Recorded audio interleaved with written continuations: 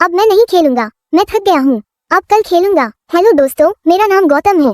मैं और मेरा परिवार सब इलाहाबाद में रहते हैं। मेरी बहन का नाम अंजलि है और उसकी उम्र 22 साल है और मेरा उम्र 19 साल है। मेरी बहन दिखने में बहुत सुंदर और जवान है। मेरे घर में माँ, पापा और हम दोनों भाई और बहन हैं। पापा दिल्ली में जॉब करते हैं। वो साल में 2-3 बार ही घर आते हैं। मम्मी घर में ही हम दोनों भाई बहन का देखभाल करती है। मेरी बहन कॉलेज के 2nd ईयर में है और मैं 12वीं परीक्षा की तैयारी कर रहा हूँ।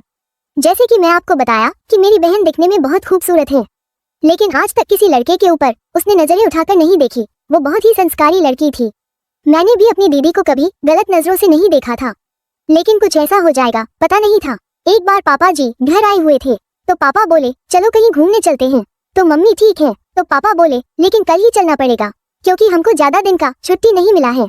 उस वक्त मेरे 12वीं का टेस्ट एग्जाम चल रहा था तो मैं तो जा नहीं सकता था। दीदी का एग्जाम नहीं चल रहा था, लेकिन मम्मी पापा बोले कि अंजलि, गौतम का एग्जाम चल रहा है तो तुम भी उसके साथ रहो, वो अकेले घर में नहीं रह पाएगा। तो दीदी बोली ठीक है। इस तरह मम्मी और पापा का घूमने जाने का प्लान बन गया और मैंने अगले दिन का टिकट करा दिया। सुबह सुबह उन्हें स्टेशन छोड़कर आया और मैं पढ़ने लगा क्योंकि कि अगले दिन मेरा पेपर था तो बहुत तैयारी करनी थी। फिर रात हुई तो दीदी खाना बनाई, फिर मैं और दीदी खाना खाए और फिर सो गया। कल सुबह उठा तो दीदी बोली गौतम, नाश्ता तैयार है, जल्दी फ्रेश होकर नाश्ता कर लो। दोस्तों, मेरे घर में कुल 4 कमरे हैं। एक मेरे, एक दीदी के और एक मम्मी पापा के, और एक कमरा आने वाले गेस्ट के लिए है, लेकिन बाथरूम सबका एक ही है। दोस्तों, अब मैं कहानी की ओर चलता हूँ। तो जब मैं नाश्ता करने बैठा तो दीदी मुझे चोरी छिपे देख रही थी। वो अजीब तरह की व्यवहार कर रही थी। तब मैं पहली बार दीदी के बारे में गलत सोचने लगा।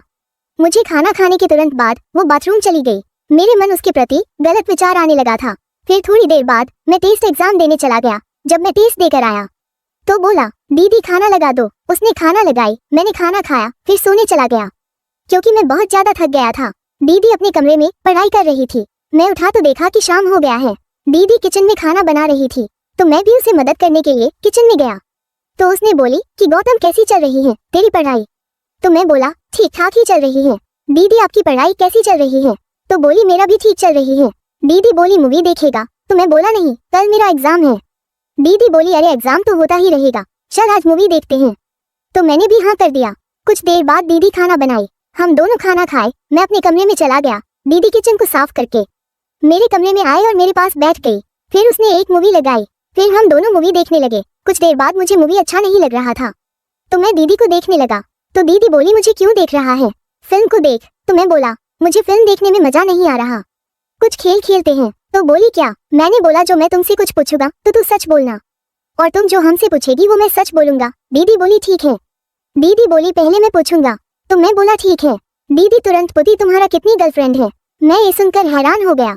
दरअसल पहले मेरे और मेरी दीदी के बीच ऐसी बात नहीं हुई थी, लेकिन पता नहीं आज दीदी किस सोच में थी। लेकिन मैं भी बोल दिया हम है, मेरी 2 गर्लफ्रेंड हैं। तो उसने बोली उसकी फोटो दिखाओ। तो मैंने बोला कि एक बार में एक ही सवाल पूछनी है। वो बोली ठीक है। अब मेरा बारी था। मैंने भी दीदी से वही सवाल पूछ लिया कि आपका कोई बॉयफ्रेंड है क्या? उसने बोली नहीं, मेरा कोई बॉयफ्रेंड नहीं है। फिर उसकी बारी थी। दीदी बोली अभी तक वो काम किया है या नहीं? मैंने बोला नहीं, अभी तक तो नहीं।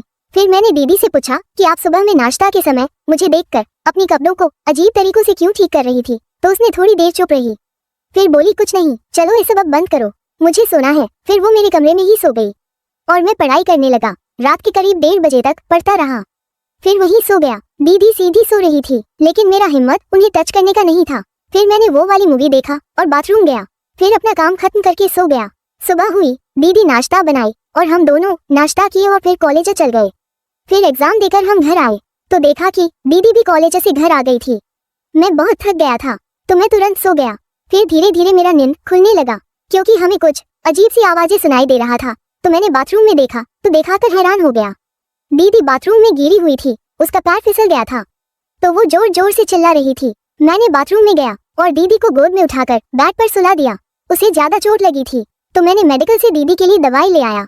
डॉक्टर ने मालिश करने के लिए मलहम भी दिया था। उस दिन खाना मैंने ही बनाया और दीदी को अपने हाथों से खिलाया। फिर मैंने दीदी को दवाई खिलाई और सोने जाने लगा। तभी दीदी मुझे बुलाई तो मैंने बोला क्या हुआ दीदी? दीदी बोली वो मलहम से मुझे मालिश कर दे। मैंने भी अनजान बनकर बोला अच्छा, और मैं मालिश करने लगा और दीदी का पंजा छू दिया तो वो गुस्से मुझे देखने लगी। फिर बोली क्या? तो मैंने बोला आप बहुत खूबसूरत हो। तो दीदी बोली मैं तेरी बड़ी बहन हूँ तो मुझसे ऐसी बातें नहीं कर। मैंने दीदी को बता दिया कि हम वो सब कर सकते हैं अगर वो चाहे तब। पहले तो दीदी ने मना कर दिया, फिर वो जैसे ही मानी तो मैंने तैयार हो गया। फिर दीदी को लगा कि अब क्या होगा। पहले तो दीदी को अच्छा नहीं लगा, फिर वो मेरा साथ देने लगी। ये सब 2 घंटे तक चला। फिर दीदी ने रुकने को बोला तो मैंने छोड़ दिया। उसके बाद मैं अपने कमरे में चला गया। फिर सोचा कि लगता है दीदी को अच्छा नहीं लगा, लेकिन ऐसा नहीं था। जैसे ही 2 बजे दीदी फिर आई और वो सब किया। मम्मी पापा को आने से पहले हम दोनों कई बार ये सब खेल खेला और मजे किए। अब दीदी को भी मजा आने लगा था। फिर मम्मी पापा आ गए और अब हम लोग वो सब काम करना बंद कर दिए, क्योंकि एक दिन मेरे पापा ने ये सब देखा। फिर समझाएं, इससे रिश्ते खराब हो जाते हैं। इस कहानी का उद्देश्य किसी व्यक्ति के भावनाओं को ठेस पहुंचाना नहीं है, बल्कि मनोरंजन कराना है। ये पूरी तरह से काल्पनिक है। ये कहानी आपको कैसी लगी? अगर अच्छी लगी तो मेरे चैनल को सब्सक्राइब करें, लाइक करें और शेयर करें। धन्यवाद।